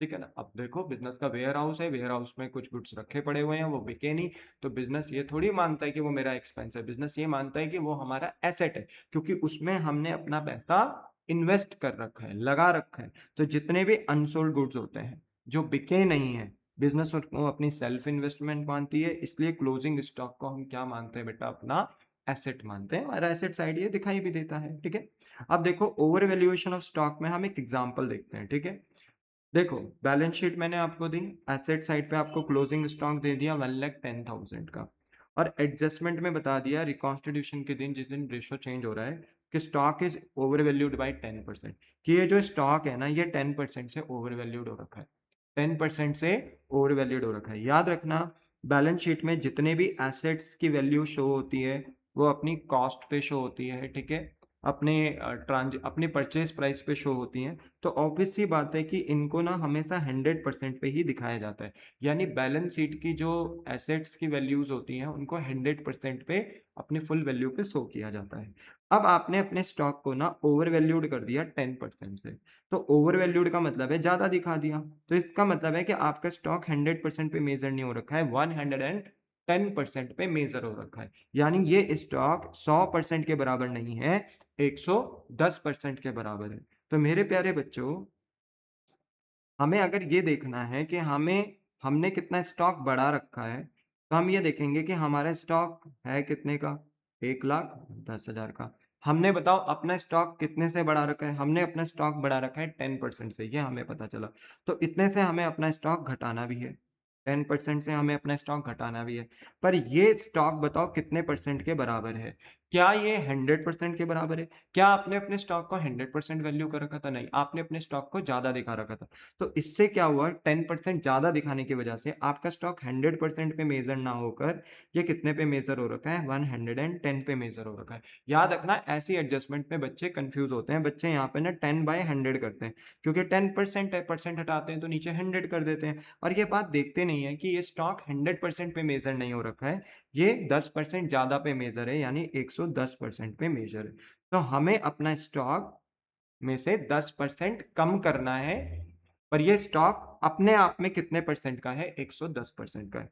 तो ये स्टॉक 110% पे मेजर हो रखा है और हमें इसमें से 10% बाहर निकालना है। देखो बेटा, मैं आपको एक बात बता दूं, ये बात अच्छे से, ठीक है, कि ना अगर मैं इसको ऐसे भी मेंशन करूं, देखो इस तरीके से, तो भी कुछ गलत नहीं है। पर ध्यान से सुनो मेरे बच्चे, जो स्टॉक हमें बैलेंस शीट में दिख रहा है ना 1,10,000, ये 110% के इक्विवेलेंट है। देखो मैथ्स में फ्रैक्शंस जो होते हैं, न्यूमरेटर डिनोमिनेटर, उनके बीच में ना आपस में एक रिलेशन होता है, तभी वो एक फ्रैक्शन बनता है, तभी न्यूमरेटर न्यूमरेटर की जगह पे, डिनोमिनेटर डिनोमिनेटर की जगह पे, क्योंकि उनका आपस में एक संबंध है। तो स्टॉक ना हमारा कितना परसेंट हो चुका है? 1,00,000, सॉरी 110% के इक्विवेलेंट हो चुका है। तो हमें यहाँ पर मेरे बच्चे क्या करना है? हमें ये बताना है एग्जामिनर को कि हमारा स्टॉक 110% का है और हम 10% बाहर निकालना चाहते हैं। ठीक है ना? तो दैट्स वाई हम 1,10,000 इंटू 10/110 कर रहे हैं। बोलो क्लियर है? यस। तो अगर आप सॉल्व करते हो ना यहाँ पर, तो 0 से 0 कैंसिल, 11 से कैंसिल होगा 10,000 टाइम, तो आपको पता चल जाएगा कि आपका स्टॉक ना 10,000 रुपये से बढ़ा हुआ। अगर ये अमाउंट में दे देते तो हम सीधा ही कर लेते, कोई दिक्कत नहीं होती। सीधा बोला रहता कि अगर स्टॉक ओवर वैल्यूड है 10,000 रुपीज से, तो कोई प्रॉब्लम नहीं होती, फिर हम 10,000 से ही कम कर देते। पर इन्होंने बात कर दी किसमें? परसेंटेज में। इसलिए कहीं बच्चे जब 1,10,000 का 10% निकालते हैं तो नीचे 100 लिख देते हैं, जबकि इसे होना चाहिए था 110, क्योंकि आपका स्टॉक 110% पे मेजर हो चुका है। ठीक है, गलत हो चुका है आई नो, क्योंकि 100% पे होना चाहिए था। तभी हम स्टॉक को, ठीक है, तभी हम स्टॉक में से 10% बाहर कर रहे हैं, पर कितने में से? 110% में से। तो हमें पता चला कि 10,000 का स्टॉक ओवर वैल्यूड है, ज़्यादा दिखा रखा है, तो आज स्टॉक की वैल्यू कम करेंगे। कम करेंगे तो मेरे बच्चे हमें रिवोल्यूशन अकाउंट में नुकसान होगा, तो हम इसे एक्सपेंस साइड शो करेंगे। हम कहेंगे कि अब हमें अपना एसेट 10,000 से गिराना पड़ेगा। ठीक है, देखो यहाँ करके दिखा भी रखा है। और मेरे प्यारे बच्चों, जब हम नई बैलेंस शीट बनाएंगे तो हम कहेंगे यूँ तो हमारा स्टॉक 1,10,000 का था, पर हमने 10,000 का स्टॉक कम कर दिया रिवोल्यूशन अकाउंट की हेल्प से। ठीक है, और हमने अपने स्टॉक को दिखा दिया अब 1,00,000 रुपए का, जो कि प्रेजेंटली अब हमारे पास 100% पे आ चुका है। ठीक है, 110% का था ना ये, तो 10% आपने रिड्यूस कर दिया, तो ये बताओ कितने का आ गया? 100% का आ गया। तो जो स्टॉक अब 1,00,000 का दिख रहा है वो 100% पे है। सर अगर हम नहीं करते हैं ऐसा, मान लो इसको ओवर वैल्यूड ही रहने देते, तो देखो बैलेंस शीट का ना बेटा, देखो हमने पढ़ा भी था क्लास 11th में कि अकाउंटिंग करने का जो ऑब्जेक्टिव होता है वो होता है कि हम ट्रू एंड फेयर, बोलते हैं ना, कि अपना परफॉर्मेंस शो करें लोगों को, true and fair business position show करें। तो बिजनेस की पोजीशन बैलेंस शीट से पता चलती है। अकाउंटिंग करने का मतलब यही है कि हम ट्रू एंड फेयर पोजीशन लोगों को बताएं, बैलेंस शीट बताएं। तो अगर स्टॉक 110 पे मेजर कर रखा है आपने, 10% ज़्यादा बढ़ा रखा है फालतू, तो कहाँ पर अब बैलेंस शीट का पोजीशन ट्रू एंड फेयर रहा? इसलिए बेटा आपने ना ट्रू एंड फेयर पोजीशन को फॉलो करते हुए आपने क्या करा, यहाँ पे 10% रिड्यूस कर दिया। स्टॉक रिड्यूस करने से आपको नुकसान भी हो गया, तो रिवोल्यूशन में एक्सपेंस दिखाया और बैलेंस शीट में, नई बैलेंस शीट में स्टॉक को माइनस भी कर दिया। फिर ऐसे ही आपका स्टॉक अंडर वैल्यूएशन भी है। ठीक है, एसेट साइड आपका स्टॉक है 90,000, मान लो एडजस्टमेंट में रिकॉन्स्टिट्यूशन के दिन बता दिया कि स्टॉक ना अंडर वैल्यूड हो रखा है 10% से, मतलब ये जो स्टॉक आपको 90,000 से दिख रहा है ना, आपने इसको 10% कम दिखा रखा है। फिर से वही बात, बैलेंस शीट में भले ही ये पुरानी फर्म की बैलेंस शीट है, पर बैलेंस शीट के अंदर जो भी एसेट्स होते हैं 100% पे होते हैं। आपने अपने स्टॉक को 10% से कम दिखा रखा है, मतलब इस स्टॉक को वैल्यू कर रखा है 90% पे। ठीक है, तो अब आपको ना अपने स्टॉक को 10% से और बढ़ाना है। तो देखो कैसे करोगे? कैसे करोगे? देखो, आप यही कहोगे, सर हमारा स्टॉक है 90,000 का, हमें 10% स्टॉक और बढ़ाना है क्योंकि हमने 10% से कम कर रखा है। तो ये स्टॉक कितने परसेंट के बराबर है मेरे बच्चे? ये स्टॉक है 90% के बराबर। कितने परसेंट के बराबर है? 90% के बराबर है। ठीक है, क्योंकि आपने इसे 90% पे मेजर कर रखा था, 10% कम कर रखा था। ठीक है, अब देखो कई बच्चे 10% है तो 10/100 लिख देंगे, बस यहीं पे गलत हो जाते हैं, इसलिए आपको ध्यान रखना है। ठीक है, 10/90 करना है क्योंकि आपने 10% कम दिखा रखा।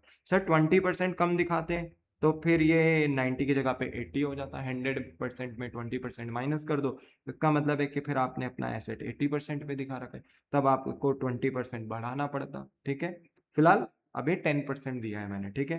तो अगर आप इसे सॉल्व करोगे तो 0 से 0 कैंसिल और 9 से 1 कट होगा 10,000 टाइम।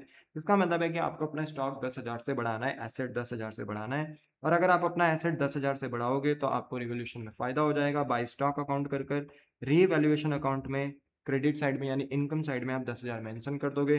और जब आप अपनी नई बैलेंस शीट बनाओगे बेटा, तो नई बैलेंस शीट में आप स्टॉक दिखाओगे 90,000, और क्योंकि पुरानी बैलेंस शीट में स्टॉक 90,000 था, ठीक है। पर आप उसे आप बढ़ा दोगे रिवोल्यूशन की मदद से, ठीक है। बढ़ा दोगे कितना, 10,000 रुपये। और अब आप अपना स्टॉक वापस ले आओगे कितने पे, 1 लाख पे। यानी आप अपने स्टॉक को मेजर कर दोगे कितने पे, 100% पे। बोलो हाँ कि ना। क्लियर है? यस। इस तरीके से देखो इनका ट्रीटमेंट करते हैं। अगर अमाउंट दे देते सीधा कि हमने स्टॉक को कम दिखा रखा है 10,000 रुपये से, तो फिर सीधा ही आप 10,000 रुपये बढ़ा देते, 10,000 रुपये से फायदा दिखाते, 10,000 रुपये से स्टॉक को बढ़ा देते, आपका काम आसान हो जाता। पर मैंने बात किस में करी थी, परसेंटेजेस में। तो जब स्टॉक ओवर वैल्यूड होता है या अंडर वैल्यूड होता है और ये परसेंटेज में दिया हो, तो आपको ध्यान रखना है। ओवर वैल्यूड है तो समझ जाना है आपने स्टॉक में को कुछ ज़्यादा ही मेजर कर रखा है और उसका परसेंटेज भी बढ़ चुका होगा। स्टॉक को अगर अंडर वैल्यूड करा है तो कम पे मेजर करा है, मतलब उसका 100% का जो परसेंटेज है वो कम हो चुका होगा। तो ये बात आपको ध्यान में रखनी है जब आप स्टॉक की वैल्यूएशन करो, ठीक है। यस। अब देखो कुछ और भी बातें हैं, देखो वेरियस छोटी मोटी बातें हैं, खत्म हो गया अब टॉपिक बेटा, ज़्यादा है नहीं।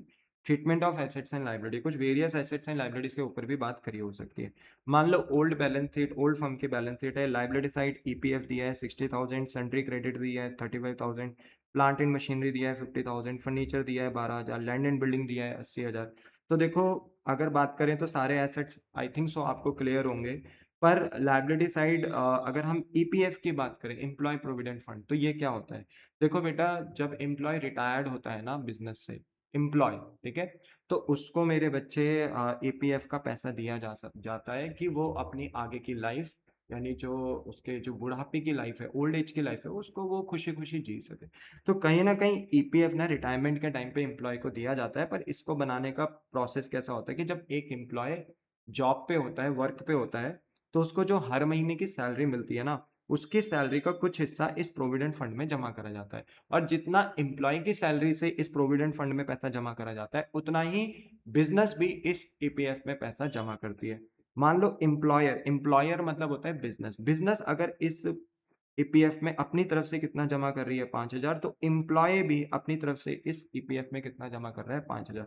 धीरे धीरे धीरे धीरे बेटा ये ईपीएफ एक्यूमुलेट होता चला जाता है। और सोचो कि अगर 20-25 साल भी एम्प्लॉय काम कर लेता है, तो इस ईपीएफ में बहुत एक अच्छा खासा हैंडसम अमाउंट, बोलते ना, एक्यूमुलेट हो जाता है। फिर जब एम्प्लॉय रिटायर्ड होता है तो उसको फिर यहाँ से पेमेंट कर दिया जाता है।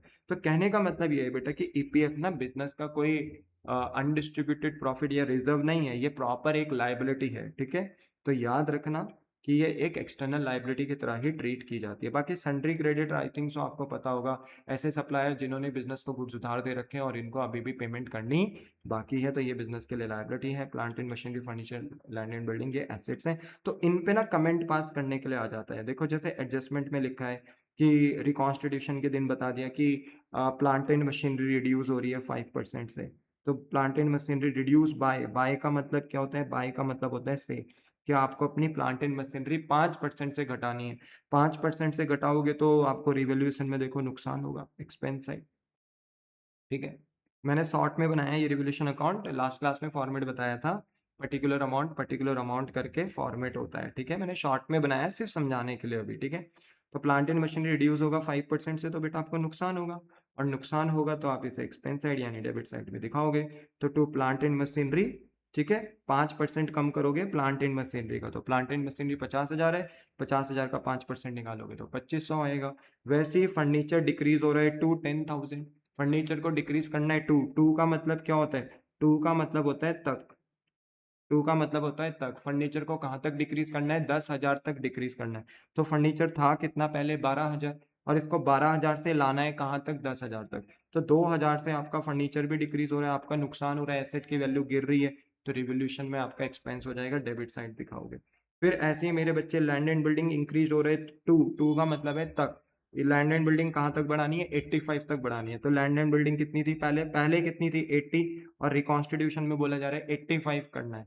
तो 5,000 से आपको अपना लैंड एंड बिल्डिंग बढ़ाना है, आपका फायदा होगा, एसेट की वैल्यू बढ़ेगी, तो ये क्रेडिट साइड पे मेंशन हो जाएगा, क्योंकि रिवोल्यूशन की क्रेडिट साइड इनकम की होती है और डेबिट साइड एक्सपेंस की, और क्योंकि लैंड एंड बिल्डिंग 5,000 से बढ़ रहा है तो आपका फायदा हो जाएगा।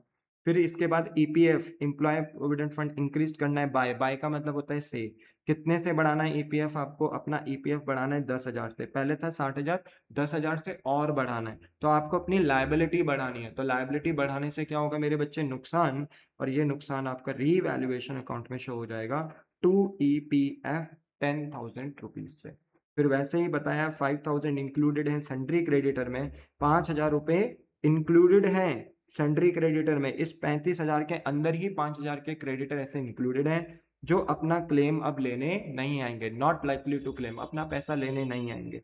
तो ऐसे में बेटा अगर 5,000 के क्रेडिटर अपना पैसा लेने आएंगे ही नहीं तो हम उनको लायबिलिटी क्यों दिखाएंगे, तो 5,000 से हम अपने सन्ड्री क्रेडिटर की लायबिलिटी कम कर देंगे, और लायबिलिटीज अगर कम होगी तो हमें फायदा होगा और हम रीवैल्यूएशन अकाउंट में इसको क्रेडिट साइड में, इनकम साइड में शो कर देंगे। समझ में आया?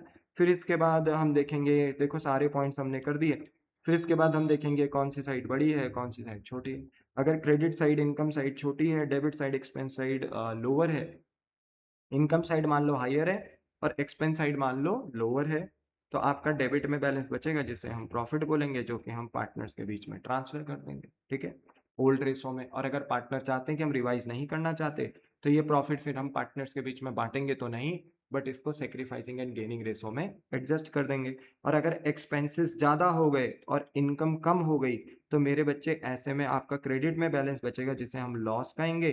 अगर पार्टनर रिवाइज करना चाहते हैं एसेट्स और लायबिलिटी को तो हम इस लॉस को ओल्ड रेशो में बांटेंगे, और पार्टनर चाहते हैं कि हम रिवाइज नहीं करना चाहते हैं एसेट्स और लायबिलिटी को तो जो भी लॉस आएगा इसका भी ट्रीटमेंट हम सेक्रीफाइसिंग एंड गेनिंग रेशो में कर देंगे। तो बोलो बात समझ में आ गई? तो कहने का मतलब ये रीवैल्यूएशन अकाउंट्स के जो एडजस्टमेंट्स होती हैं इनमें बच्चों को प्रॉब्लम होती है कि कहाँ रिवोल्यूशन अकाउंट में डेबिट साइड जाएगा, कौन सा आइटम रिवोल्यूशन अकाउंट के क्रेडिट साइड में जाएगा। आई होप सो कि ये सारी एडजस्टमेंट्स समझकर आपको समझ में आ चुका होगा कि किस तरीके से हमें रिवोल्यूशन अकाउंट में एडजस्टमेंट्स करनी है, ठीक है। बोलो क्लियर है? यस। तो इसी के साथ मेरे बच्चे हमारा आज का टॉपिक खत्म होता है। आई होप कि आपको इम्पॉर्टेंट एडजस्टमेंट्स यहाँ पर समझ में आई होंगे। अब नेक्स्ट क्लास से मेरे बच्चे हम अपना डिस्कस करेंगे पार्टनर्स कैपिटल अकाउंट, और फिर हम चले जाएंगे अपने फुल फ्लैज क्वेश्चंस की तरफ, ठीक है मेरे प्यारे बच्चों। ठीक है, आई होप सो कि आपको ये लेक्चर समझ में आया होगा। हो सके तो आप इस वीडियो को लाइक शेयर सब्सक्राइब भी कर सकते हैं, अपने फ्रेंड्स के बीच में इसे शेयर्स भी कर सकते हैं। आपका थोड़ा सा एफर्ट मेरे लिए बहुत बड़ा मोटिवेशन बन सकता है। तो मिलता हूँ बेटा आपको नेक्स्ट लेक्चर में। टाटा बाय बाय, सही होना रहा बेटा, बाय।